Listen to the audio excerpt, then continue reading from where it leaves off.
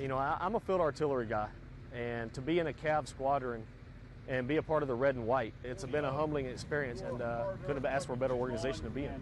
When people think of the 3-7 Cavalry, the 3rd Squadron, 7th United States Cavalry, an easy thing that folks flash back to are the Indian Wars. But really, our organization has been in or participated through the Indian Wars, all the way through World War II, all the way through multiple tours to Iraq, and now, for the first time, Afghanistan. I look at where people were in the past, and the kind of conflicts they had, the battles that they fought, the people that were to the left and to the right of them, and it makes me feel like years down the road, people will be looking at me the same way. I can say I've thoroughly enjoyed being with this unit. Just the camaraderie between everyone, how everyone is there for you. They have your back. They'll never really let you fail. The only way you fail in this unit is really if you make the conscious effort to do it by yourself. There's so much history and pride in this unit to where it makes you want to do better in yourself and be a good soldier, just so you can represent and wear your 3rd ID patch and wear our Stetson and spurs when you know that you earned it. Attention! Bone crushers!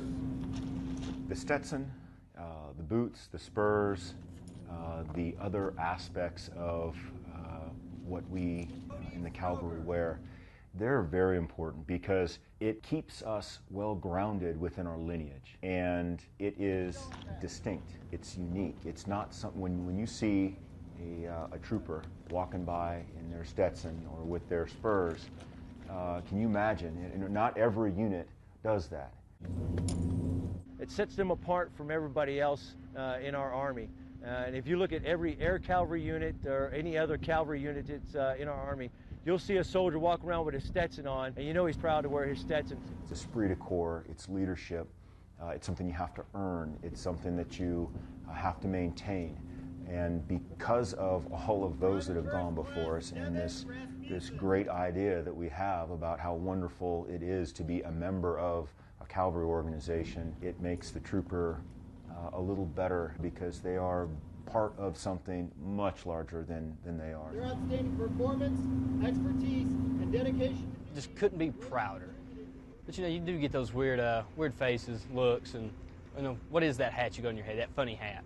I never thought it would be a professional requirement to own a cowboy hat, but it is, and it's pretty funny because people really don't know what it's about. So whether we'd go out and dine as a unit in some place in Savannah, and people be like, "Hey, what is that you're wearing there? That's kind of strange looking." We're like, "Hey, I'm part of the Cav."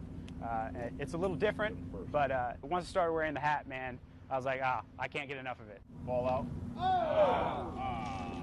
Not only are the local members of the ANSF and the people that we have and maintain partnerships with better, but the troopers are better. They will walk off the aircraft at the completion of this deployment, technically proficient, physically strong, and ready for the next challenge.